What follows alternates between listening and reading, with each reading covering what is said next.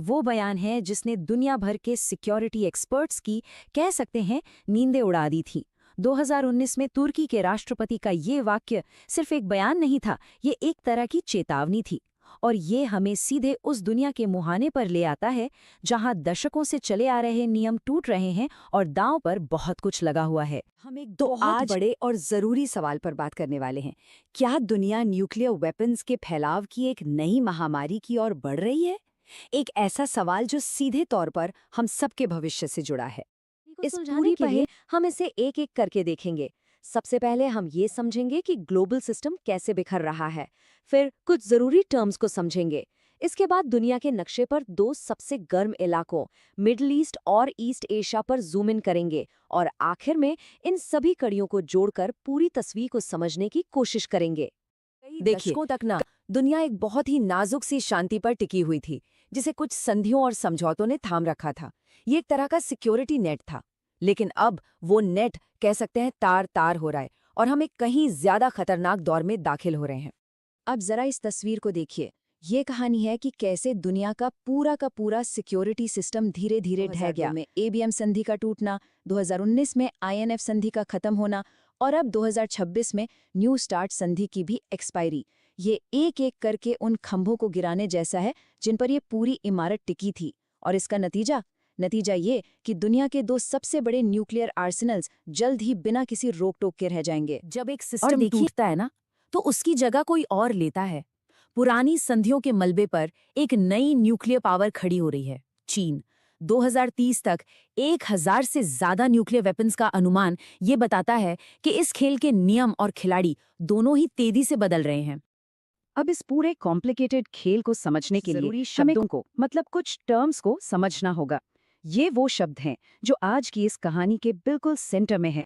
तो पहला शब्द है न्यूक्लियर लेटेंसी। इसे ऐसे समझिए, मान लीजिए एक बहुत ही शानदार शेफ है जिसके पास दुनिया की सबसे बेस्ट किचन है, सारे इंग्रेडिएंट्स हैं, लेकिन वो अभी खाना नहीं बना रहा। उसके पास काबिलियत इरादा नहीं है। बस यही है न्यूक्लियर लेटेंसी। हथियार बनाने की पूरी टेक्निकल कैपेबिलिटी, लेकिन उसे बनाने की मंशा के बिना। अब सोचिए, वही शेफ अपनी किचन में सब कुछ रेडी रखता है, इस इंतजार में कि भाई कब कोई बड़ा ऑर्डर आ जाए। ये सिर्फ कैपेबिलिटी नहीं है, ये एक सोची समझी स्ट्रैटेजी है।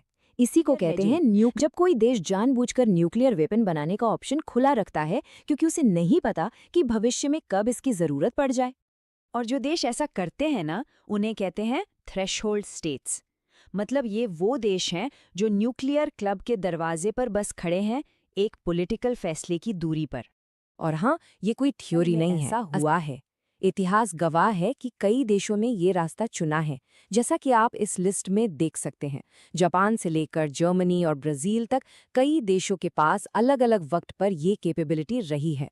चलिए अब अपनी पड़ताल को आगे बढ़ाते हैं और दुनिया के नक्शे पर उस जगह चलते हैं जहां टेंशन हमेशा हाई रहती है। बात करते हैं मिडिल ईस्ट की, जहां एक रीजनल आर्म्स रेस की आहट बिल्कुल साफ सुनाई दे रही है। यहाँ की जियोपॉलिटिकल चेस में दो मेन प्लेयर्स हैं, ईरान और सऊदी अरब। ईरान अपनी सिक्योरिटी और दबदबे के लिए न्यूक्लियर क्लब के दरवाजे पर दस्तक दे रहा है और दूसरी तरफ सऊदी अरब ने साफ कह दिया है, अगर तुम बनाओगे तो हम भी बनाएंगे। दोनों अपने अपने तरीके से आगे बढ़ रहे हैं और इससे पूरे इलाके का पारा चढ़ रहा है। और सऊदी अरब के पास एक ट्रम्प कार्ड भी हो सकता है, पाकिस्तान। कई एक्सपर्ट्स का ये मानना है कि दोनों के बीच एक तरह की अनकही डील है, जिसके तहत सऊदी अरब जरूरत पड़ने पर पाकिस्तान से रेडीमेड न्यूक्लियर वेपन हासिल कर सकता है। ये एक ऐसा शॉर्टकट है जो खेल को रातों रात बदल सकता है। और देखिए, जब दो बड़े देश इस तरह की रेस में होते हैं तो आसपास के देशों पर भी इसका असर पड़ता है। तुर्की इस पूरे रीजनल उथल-पुथल के बीच अगला डोमिनो साबित हो सकता है। अपने पड़ोसियों को देखकर वो भी अपनी सिक्योरिटी के लिए न्यूक्लियर कैपेबिलिटी हासिल करने को मजबूर महसूस कर सकता है। ठीक है, तो मिडिल ईस्ट से अब ग्लोब को घुमाते हैं और चलते हैं दुनिया के दूसरे कोने में। अब जरा ईस्ट एशिया के मैप को देखिए, जहां अमेरिका के सबसे करीबी सहयोगी खुद को एक बहुत ही मुश्किल चौराहे पर पा रहे हैं। एक मिनट, जरा इस आंकड़े पर गौर कीजिए। ये कोई छोटा मोटा सर्वे नहीं है, ये एक जबरदस्त बदलाव दिखा रहा है। दक्षिण कोरिया के 70% लोग चाहते हैं कि उनके देश के पास अपना खुद का न्यूक्लियर वेपन हो। ये दिखाता है कि वहां डर और इनसिक्योरिटी की भावना कितनी गहरी है। तो सवाल यह है कि ऐसा क्यों हो रहा है? इस सोच के पीछे की वजह क्या है? सबसे बड़ी वजह नॉर्थ कोरिया का न्यूक्लियर खतरा। दूसरा, अमेरिका जो सिक्योरिटी की गारंटी देता है, उस पर अब लोगों को शक हो रहा है। और तीसरा, एक सोच कि भाई असली पावर तो न्यूक्लियर वेपन से ही आती है। ये एक बहुत ही खतरनाक कॉकटेल है। लेकिन कमाल की बात यह है कि साउथ कोरिया का पड़ोसी जापान बिल्कुल उल्टी कहानी बयां करता है।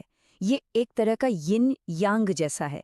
एक तरफ जबरदस्त टेक्निकल कैपेबिलिटी है और दूसरी तरफ इतिहास की वजह से एक बहुत मजबूत एंटी न्यूक्लियर सोच।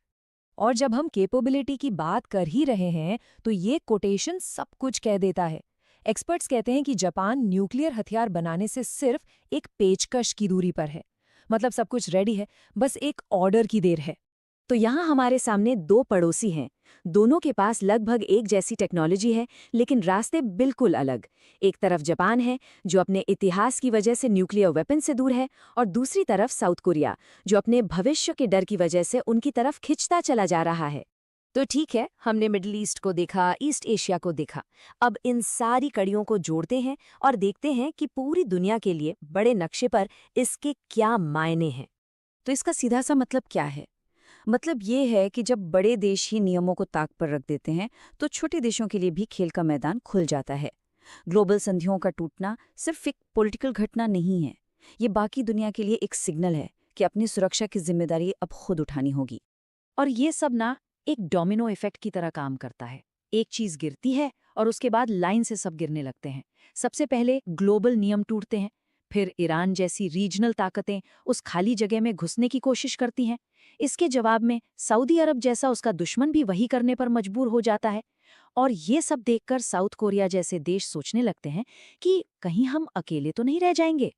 ये एक चेन रिएक्शन है जो पूरी दुनिया में फैल सकता है। और ये सब हमें एक आखिरी और बहुत ही परेशान करने वाले सवाल पर लाकर खड़ा कर देता है। जब पुराने नियम खत्म हो चुके हैं और दुनिया भर में नई नई दुश्मनियां सिर उठा रही हैं, तो क्या एक ऐसी दुनिया जहां आज से कहीं ज्यादा देशों के पास न्यूक्लियर हथियार हों अब तय है? इसका जवाब जो भी होगा वही हमारा आने वाला कल तय करेगा।